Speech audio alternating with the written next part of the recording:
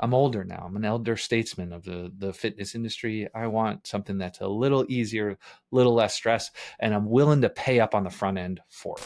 Gyms don't sell for a lot of money. You're looking at 2 to 4 times what their earnings are is usually the value, and most of them are in that 2 to 3 range. Like 4 is something that's super primo. Look at your gym, look at your environment. Is this a place where someone who is truly amazing would want to spend their time, build their business? Would they feel safe in there? Look at your compensation package. Hello and welcome to Gym World Worldwide. I am your host, Mateo Lopez, broadcasting to you from the bowels, the deep dungeon of my in-laws' basement. And today I have a very special guest. It's the co-host of the show, John Franklin. What?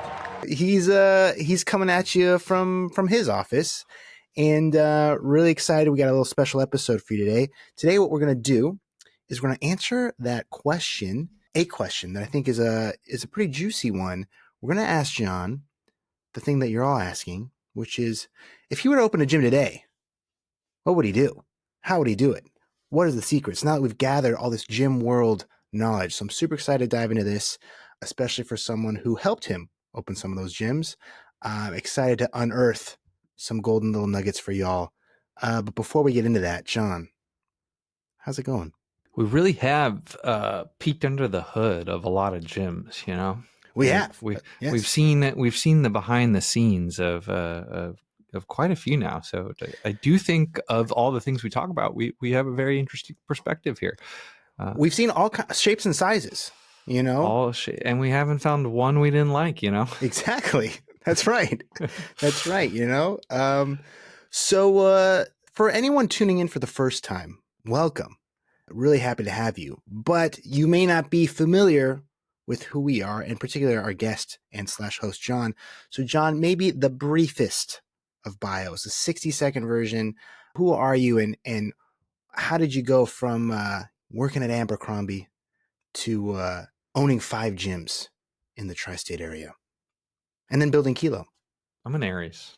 That's what I am. Aries the Ram, the first sign. I found, spoiler, some of the gyms were CrossFit.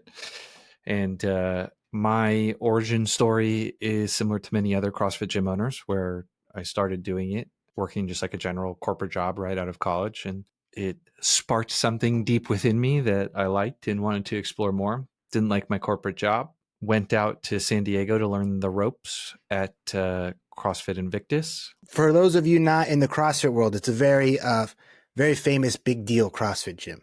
You know, he basically went to Juilliard of CrossFit to learn CrossFit, I guess. You went to the source. And then, I went over to Hoboken, to where my wife's family was from, to open my first gym. It did very well due to excellent timing. So this was like 2012, end of 2012, early 2013. We packed out the gym in under a month. About 3 or 4 months later, I signed the lease on a second one in New York City proper. And we packed that one out before we even opened the doors. Again, it was just great time for CrossFit, great time for Facebook ads, got very lucky. Don't think I would be able to do it again today with similar results. Found Mateo Lopez studying at the hallowed halls of Columbia University. Yep. And he said, I just want to make bad life choices. And I think I said I wanted to help people through fitness. To help people. And so I was Yeah. like, I got some fitness you can help. But I also did make some bad life choices. Yes. But yes, Came keep going. on, we went through a little rough patch due to some bad life choices, and you can go watch our previous episode if you want to learn all about that. But we got out of it, you know, like we called our gym in New York the cockroach because it just survives. You know, you can throw everything at it; it's got everything going against it, but man, that thing just survived. I think it's still there. Still there somehow. I think it's still there. Yeah, someone else's problem, but not ours. But I think it's still there. So we leveraged what we learned. We opened 3 more simultaneously. So at the height, we had 5. One of them we basically sold for equipment costs because it wasn't making any money. And then the other 4 we exited right around like right before COVID. So got lucky on the exit. And with that, we pursued Kilo full time, which is a website, marketing automation, and gym management software platform. But you know that, dear listener, because you've listened to Gym World worldwide every single week. Heck yeah, you do. Sir, you're awesome. Here's a plaque. So, John, you kind of mentioned, you said, I don't know if I would achieve the same results today if I just ran it back, did the same thing. What do you think would surprise people listening about how you would approach opening a gym if you were to do it today? Well, let's just be clear. Like, I would do a lot of the same things, but like, for example, I had like a $3,000 ad budget for the New York gym, and we pre-sold like $250,000 in memberships. I think like 220,000 was the actual number. That's just crazy. It was just because we were in the right place at the right time. But I would still focus on a lot of similar fundamentals. But do you want to get into what I would be doing, what I would be doing differently? Like if you were like, John, Kilo doesn't exist anymore, you got to go out and make a living starting a gym. What are you doing? Is that the question? Yeah, I mean, do you have a particular vision of a gym you would want to create from scratch? I do, but it would be big and fancy and expensive. And so it wouldn't be like the most applicable, but it would be similar to like Joey Welling's place, Ethos in Charleston. And so I would go check that episode out and learn all about him and what he's got going on there. But that takes, millions of dollars to do.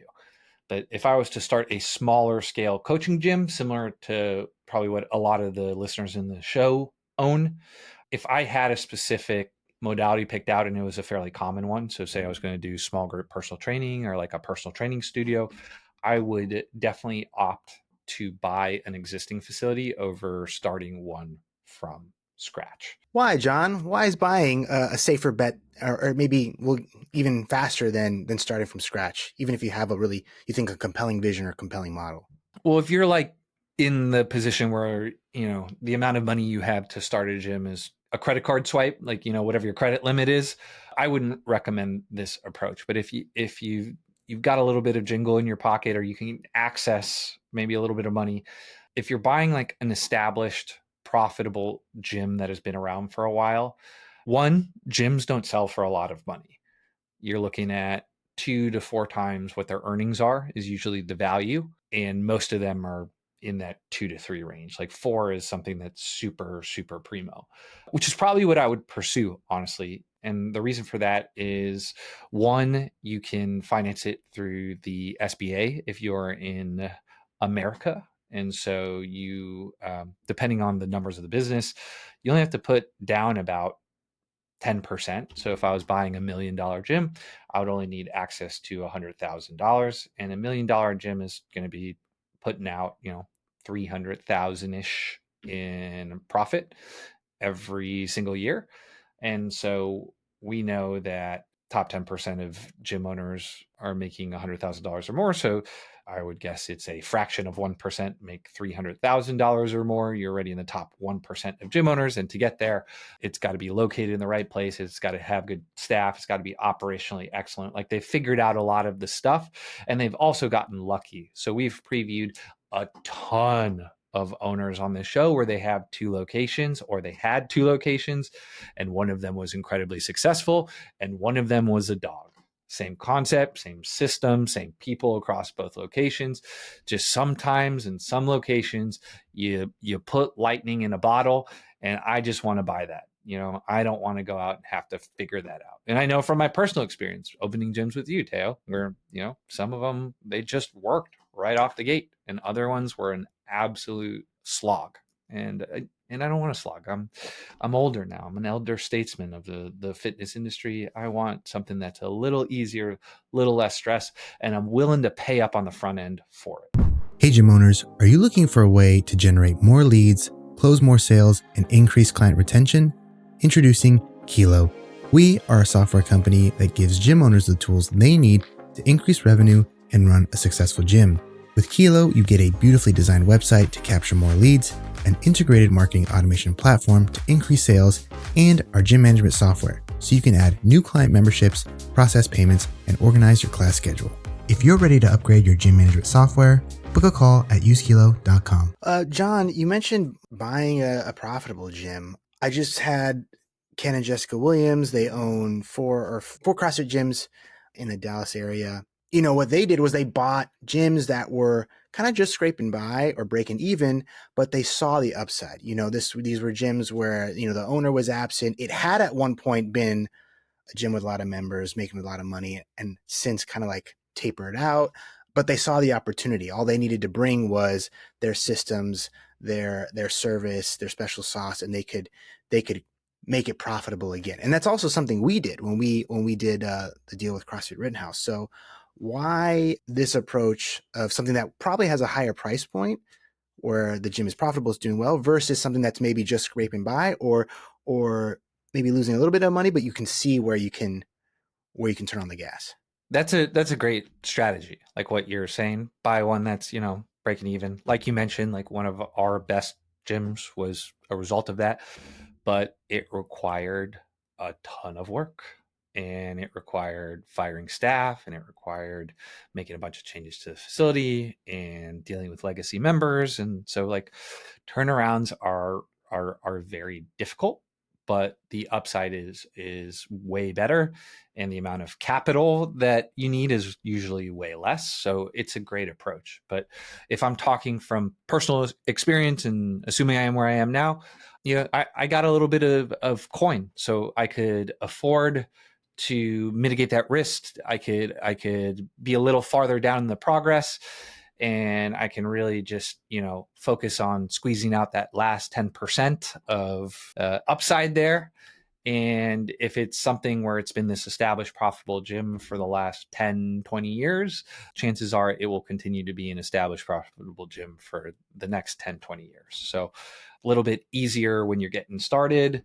And yeah, I would want something I could own and do for a very long time. That would be important to me when I was shopping around. So I would prioritize something that has been around for a long time, been with the same owner for a long time, had the same management for a long time.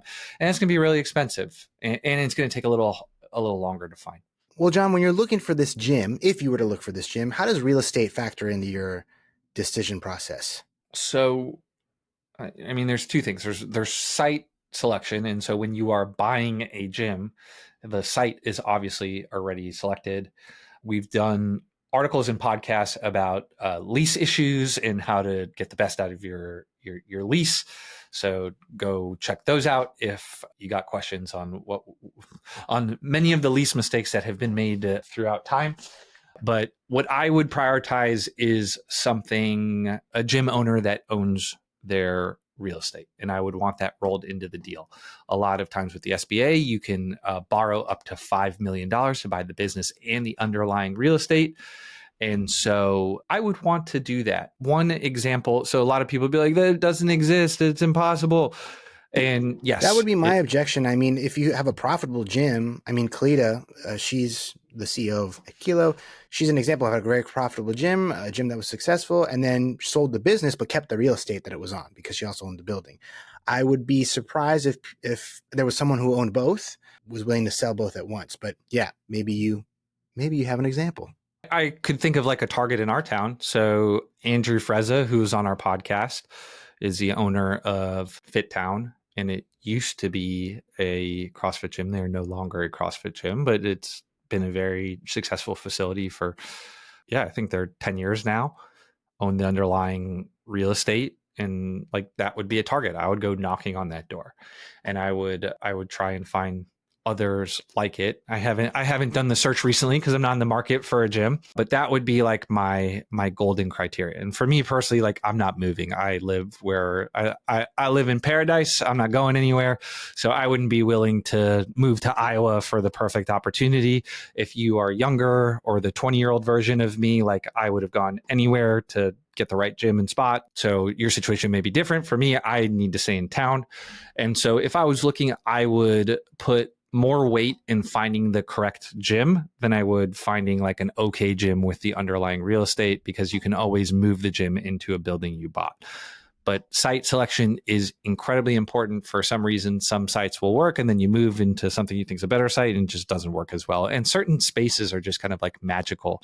I think we learned that moving. My Hoboken gym had 4 or 5 different homes throughout its life. And yeah, so some spaces are more magical than others and just lead to a better member experience, more interaction, that kind of thing. And so there is a lot of risk in that. So while I would love to find the unicorn of a perfectly profitable gym with a lot of real estate, if I could just find a solid business in an area where I knew I could afford to acquire and finance real estate, I would do that. Second, because again, one of the benefits of having a profitable business, it makes it very easy to qualify for financing. So we have the tax return history to get kind of the lending we would need to buy a building to house it if we wanted to go that route. So we're talking about finding this gym that we want to buy, right? The site's important. It making money, it being a profitable business is important. You mentioned briefly the model, but what would be the model? I guess, is there a particular model you're excited about or that you would pick if you were to buy this gym in this hypothetical future, if you were starting over today? Is there a particular model or a niche that you would be kind of focusing on and looking for? Like I mentioned, my favorite model right now are these people who are spending a lot of money to build these like fancier access gyms that are smaller than a Lifetime, but kind of look and feel great and train and have a little bit of a class component. But if it was like if we're staying confined to coaching based gyms, I would do something that was very niche down and as niche down as I could possibly get it. And I would go for some type of evergreen category that doesn't have like specific price anchoring. So you're probably like, what are those? So an example. What are those, John? Athletic performance is a great one. So Eric Cressy and Pete Dupuis, who Pete has been on the show numerous times, like their whole thing is like, we're a gym for baseball players. And we've talked to people who all they do is like help baseball players like hit the ball, like not even the throwing or the fielding. It's just like they're swing people, and that's like their thing. Where we are in Jupiter, Florida, there are a lot of actually the last gym real estate that was for sale, like it was a gym that was sent to me being like, do you want to buy this space, was say $4 million building that was housed by a golf facility. And so a lot of professional golfers live in Jupiter. And so that's like very specialized. It's not anchored to a specific price point. I would cater to a category with a lot of disposable income. So golfers spend so much money on, like an insane amount of money on golf. And then parents, especially sports specific parents, they want to pay for the best. Flip side of that would be like personal training, but like niche down. So personal training for people who are 60 plus. So like if you want an example of that, we got this guy, Halen Alpert, who is on the show. And I think you have to be, what did he say, 65 to train at his gym? And Yeah, so what was sweet about that was, one, they have a lot of disposable income. 2, they have incredibly flexible schedules. So he doesn't work like split or anything like that because everyone's retired. They come in the middle of the day. And the third thing that I loved about his model was you didn't have to use social media because they weren't really on social media, so a lot of good things about that specific niche. I would probably steer away from tying my like flying the flag of a specific method. So like a CrossFit and Orange Theory, maybe High Rocks. While those things are great, and we've profiled a lot of successful gym owners in every single one of those niches, there's usually price expectations. So like most people have a set expectation of what an unlimited CrossFit membership should cost, or what they should pay at an Orange Theory Fitness, or what a High Rocks class costs. And for me personally, I would want something with more pricing power, the ability to be a little more premium. And that's not to say you can't be premium in those models, but I would want something that's a little more off the beaten path. So I'd have more flexibility, and my prospects weren't coming in anchored to a specific style of training or a specific price point. Yeah, I mean, I think that makes a lot of sense. Friend of the show, friend of life, Mark Fisher of Mark Fisher Fitness and Business for Unicorns, or formerly of Mark Fisher Fitness, currently of Business for Unicorns. Certainly, he talks about not using the C word, class, right? Even if you do offer group classes, small group, whatever, he advises don't advertise them as or call them classes, call them sessions, right? Because there is a kind of price point kind of baked into the consumer's brain when they hear the word class. They think, oh, it's a fitness class. I shouldn't expect to pay more than $25, $30, versus session. Now you're not tied to that. It's not so tied to that kind of that price ceiling. Similarly, what you're saying is, yeah, there are some benefits to attaching yourself to an established brand, certainly on the marketing side, but the trade-offs are you're anchored by what people come to expect the price of an Orange Theory should be, or a High Rocks training class should be, or an F45 or whatever that is. So, but like the asterisk there is like, if it depends on what your time horizon is. So like you and I, we got really lucky when we entered and exited CrossFit. Like it worked out well for us and we rode that trend well. And so the people who are still having success with that, like they're the best ones, right? They're like, we couldn't show up as like John and Mateo who, had a year of coaching and open one up and expect to have the results that we had when we started. It's just not where the market is now.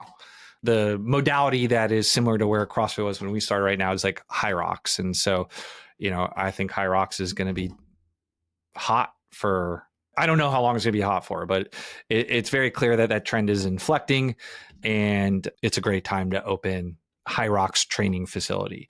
Will it be popular in 15 years from now? I have no clue, but I wouldn't want to have a business that is reliant or dependent on the future of any other brand other than my own. Because like I said, I want to keep it forever now. This is my forever gym. Right. Well, while we're on the topic of price anchoring in this new gym, now you've bought it, right? You've bought this gym, John, this Stream Gym. Maybe you've even bought the real estate. Maybe it's down the block from you in town. You're in this highly specialized niche. You're teaching 65-year-old golfers how to get better at their swing. How are you setting your prices now? As high as I can. Great. Awesome. I maybe phrase another way. What would you say to gym owners who are starting out and are afraid to charge more? Don't be. I mean, we've made all these mistakes before. So luckily we would be, we wouldn't be going in anchored with our own expectations of price, and we wouldn't be putting our budget on those of our clients. Your golf example is a great one because it's like, a golf swing coach is $500 an hour. So like a good one is $300 to $500. So like they're used to that level. And I would probably have no business in that niche. So let's talk about that. So the two other pieces I would want to, that would be important to me would be, one, I would want to have a premium feeling facility. And so coming from CrossFit in the early 2010s, that was not what CrossFit was about. It was almost like, how dirty could you make the gym? And like, did you make all your own equipment? And if you didn't, you're kind of like a sellout, right? Like that was a vibe, and that was part of the brand. And it was like, it was like this motorcycle gang type feel is how Glassman would describe it. And it was sweet. I thought it was cool. But for me, my forever facility, I would spend a lot of coin to make it very clean, smell very nice, feel very premium, because like the decor and environment definitely already like sets expectation for what the price should be. And restaurateurs know this. They're very good at like basing the decor of the restaurant based around what the pricing will be. And there is a lot of this holds true in the gym space, where you got like an LA Fitness at 70, a Planet Fitness, an LA Fitness, and an Equinox. They're offering the same thing, access to machinery, and one's $19 a month, one's $75 a month, the other's $300 a month, and the $300 a month has a wait list. Why? Because it's nicer. Every element of it feels elevated, and it's like a little more of a statusy type thing, and it's just a nice place to spend your time. And so we've talked to people like Curtis Christopherson, who does like a personal training type thing where they invest pretty heavily in making the facilities are nice. Rick Mayo from Alloy, another person who takes a lot of pride in making the space like comfortable and feel premium and look good when you work out there. And I didn't do this with any of my gyms, but I think it's just like a great idea, especially if you want to be premium. It's got to look premium. It's got to feel premium. And the flip side of that is, again, I would I'm not the best coach or trainer in the world. I'm not someone who nerds out over research papers on which bicep exercise recruits the most muscle fibers. So I know I would need to find that person, and I know I would need to partner with that person in whatever facility I went in. So again, being very niche down is important to me. And so what I would want to know is if there was an established operator in there who had that expertise, and also want to have the ability to like bring people in. So if I was the golf swing muscle dude, I want to have a facility where I know if I could reach out to the existing the second and third best golf swing muscle dudes in Jupiter, Florida, and invited them to my facility. It's a place that they would be proud to work out at. It's a place that would look good on social media. It's a place that would lend itself well to recruiting top level talent, because that is something that would be critical to success, especially when you're super duper niche down like that. Well, John, I have a couple follow-up questions there. I think the first one is, I think a premium facility is key. I don't think it's essential. We know a lot of people who are charging a lot of money in awful looking gyms, but it definitely helps. Yeah, that kind of leads to my question: is there a formula? Is there a percentage? Is there some kind of threshold? Because you can spend a lot on your space very easily and very quickly. So, you have some of these metrics like, your personnel costs shouldn't exceed, X percent of your monthly operations, right? If you should be shooting for whatever 30% profit margin, your rent shouldn't exceed this. So, like, is there a way to figure out how much you have available to spend on the facility, on making the bathrooms have nice tile and things like that? I mean, the way I would think about it, because I'd be operating on a longer term mindset, right? Like if you're starting your first gym, you got 30 grand. It's just like, I need some dumbbells and a place to keep them off the ground. And then you just kind of buy as you go. And a lot of, I would say most of the successful gym owners that we profile start that way. And if you're starting from scratch, that's absolutely what I recommend. Like, the smallest space you can find, wait until people are training outside, it's bursting at the seams, and then kind of expand as you have the demand. But if it was something where I had an existing, like I was buying an existing gym and I was looking at it and said, hey, I'm thinking about doing XYZ renovation. If this was something that would bring $10 a month in perceived value, I would kind of map it out across the amount of members and the revenue impact I think I would make in the facility. And then I would benchmark that against the costs, and you'd have like a return on investment number. So let's say, if it makes me 50,000, if I think doing $100,000 in facility upgrades will make me $50,000 in additional revenue, that's a 50% return on investment.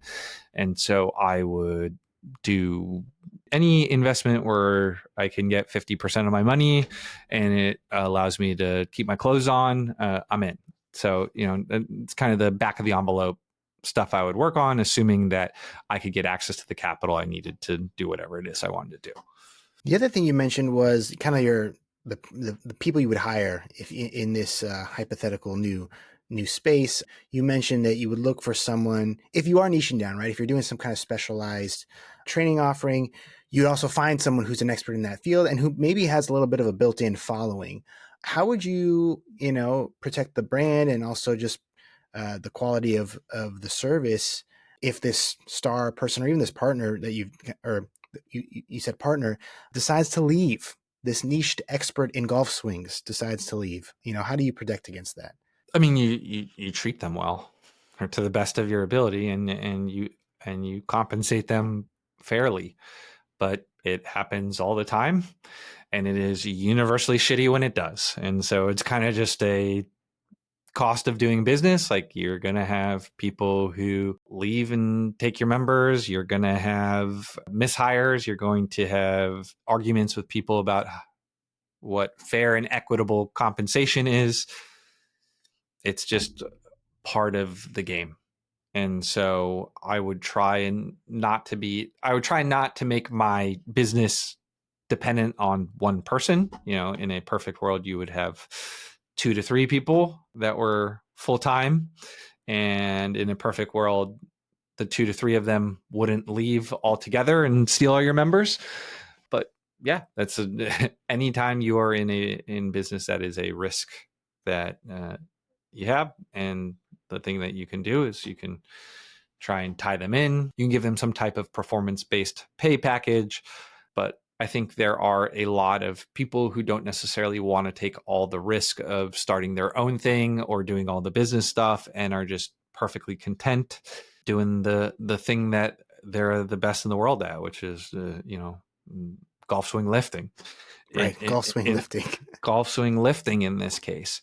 And so you gotta find those people. But if the person you find is, hey, I'm gonna start my own gym, like my ambition is to start my own gym next year, like that's probably like a red flag. That's probably that. There are signs. There are signs there. The perfect hire would be someone who had already done that. So someone who had started a gym, realized it wasn't for them, and then went back and liked into coaching. They want to fall back in love with coaching. And it happens, and Teo says that in jest, but he says it in jest because we hear it all the time. Yes. And so that is a great candidate for an operating partner if you are someone like me who really enjoys all the business elements of it, but doesn't necessarily want to be on the floor 8 Those hours people a are day. Not that hard to find, actually. It is. Unlike it is much easier. Yeah. Yes, it is much easier to find a great coach who has a great understanding of whatever it is you do and client experience than it would be to find like a building to buy and house the gym in. And a lot of and that is a thing we hear a lot. It's like, why can't I find any other great people? Again, a lot of it comes down to I don't want to say a lot of it, but like, look at your gym, look at your environment. Is this a place where someone who is truly amazing would want to spend their time, build their business? Would they feel safe in there? Look at your compensation package. Is this like above market wage? Like, can you pay this person more than they could working at Lifetime, where they're going to have smoothies and access to a bunch of potential personal training clients where, the average person in there is paying $300 a month? Like, is it a place that someone who's awesome would want to work? And if the answer is no, you can fix those things and make them better. But like, if you're someone who's like, I want to, I'm paying $20 to coach a class with no benefits, and you don't understand why you're not getting great people. I mean, that's because great people will have better gigs. So we're taking over this gym. We've niched down. We've upgraded the facility. It looks great. We've got this awesome team of coaches. As you're coming in, as you're starting from scratch with all the knowledge you have now, having done this before a couple times, are there any non-negotiable processes or systems that you'd be bringing in to this new hypothetical venture? You betcha, baby. The first thing I'm doing is I'm calling up their GMS and I am canceling. And I'm getting myself a Kilo website. I'm getting myself Gym Lead Machine, and I'm putting myself on Kilo Gym Management Software. What are those things, Taylor? Why would I want to do that? Why would I want to go through the pain of switching? Why is that so important to me in my forever gym? Because you are only as good as the people you have around you. And when it comes to your gym management software, when it comes to your website and your marketing, the lifeblood of your business, and also when it comes to your software, the way you make appointments, schedule classes, manage your business, take payments, you want a team behind you that can help you, a partner, if you will, that can help you navigate these challenging waters of gym ownership. So yeah, you don't just want a tool. You want someone who's going to help you build with those tools. And that's what you get when you come on over to Kilo. That's what you get. You don't just get a hammer. You don't just get a wrench. You get someone who's going to help you build with those things. I think that's why it's worth it. You get a partner. Yeah, that's right. And we don't take equity. That's true. Yeah, you get that rock star partner without having to give up a bunch of equity. That's a good point. The cheapest partner you ever had, and everyone at Kilo. I don't want to say everyone, but most people at Kilo have owned gyms before. we are very passionate about helping gym owners. And so we do a bunch of stuff like this where we give away knowledge that was very expensive and painful for us to learn, and we give it away for free. And then we go find out people who are crushing it and doing a great job, and we force them to give you all their little nuggets so you don't have to make all the mistakes we do. And that's just if you're not a Kilo customer. That's just for a prospect. Imagine what we do for our customers. Yeah, it's true. It's a good point. We lose sleep over them. We do a lot. And so it's more than just the software, it's the people behind the software. And that's why my forever gym is moving to Kilo. Oh, that's hot. That's hot. Wow. I think that's a great place to wrap things up. I guess to close it out, John, if someone's listening, they're planning on opening a gym, we talked about a lot of things today, but I guess what's the one thing to get right from the start? From day one, what's the one thing you want to get right here? For me in this hypothetical situation, or just for gym owners in general? Well, let's try both. So for me in this hypothetical situation, most of the work is done with selecting the right gym. And so that is something where my history and skill set will lend itself well. So I have a very long history of hey-mistering people and sending cold outreach and finding stuff that wasn't for sale and buying it. And that's just, being a marketer for. You can't teach that. For free. Oh, you can teach it. You can learn it. Oh, you can learn it. Well, just talk to Chat. Just talk to my business partner, Chat GPT. They'll teach you how to do it. But yeah, I think a disproportionate amount of time and effort for me would go into finding specific targets, building rapport with those targets, and trying to buy. Because if you got the right, foundation, putting the roof on is easier. And so for me, I would, I'd be willing to pay the price in money versus time in the beginning to start my gym on third base. But if you are somebody who is just starting off and you are starting from scratch, the best advice I could give is start as small as humanly possible and expand as late as humanly possible. So, I think we've talked about this a lot. The average gym owner is only pocketing about $3,600 a month, which is criminally less than they should get paid based off of the amount of work and effort and impact that they make on the lives of their members and the community. So while a lot of people are like Teo and have a deep desire to win others over and help, the fact of the matter is, you look at the gyms that were around 10 years ago, the gyms that are around today, there aren't a lot of overlap, right? Teo and I shed a tear every time a gym owner closes down their gym to go sell real estate or do something that may be more lucrative because they weren't paying themselves enough. So you really have to open with the intention of making profit. Profit is not evil. Profit is how you get to keep helping people. And so if you're afraid of making profit, if you're afraid of living comfortably, you're going to go on and do the next thing because you're never going to make enough money to be comfortable. You're constantly going to be stressed out about making payroll and paying your landlord and doing all those things.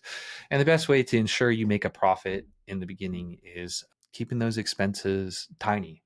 And if you got the sauce and if you bend over backwards for your client, you give them a great experience, they're going to overlook your tiny space. So, and like we've talked to people. Giancarlo, he started in his 1-bedroom apartment. So he turned his bedroom into his personal training studio, and he got leads by driving Uber, and he would just tell people about personal training in the Uber. And that's how he started. And that's a really funny story. We talked to Connor over in, I think he's like Toronto area, where he got one client off of the Canadian version of Craigslist and trained them in their apartment gym. And then he would just break into that apartment gym to train other clients until he had enough money to pay for his own space. And so I love those kind of scrappy stories. And it's, not surprising to see those guys succeeding now because they were really kind of smart about starting small and starting earlier than they would have otherwise, which gives you the runway to make all those mistakes. And you make your mistakes when you're small, and then when you're big, you can just you can make money, which is great, especially if you have kids. Blueberries and diapers are expensive. Well, with that, gym owner, we're gonna say goodbye now. But if you found some value out of this, be sure to give it a like, a subscribe, and share the episode with a gym owner in need. And if you need some help with your gym, like John was saying before, give us a call at usekilo.com. We'd help you get a website, help you with your leads with our marketing automation software, and we can help you make money with our gym management software. So yeah, go to usekilo.com, check that out. And with that, gym owner, we will see you next week with more news and knowledge from the gym world. Bye-bye.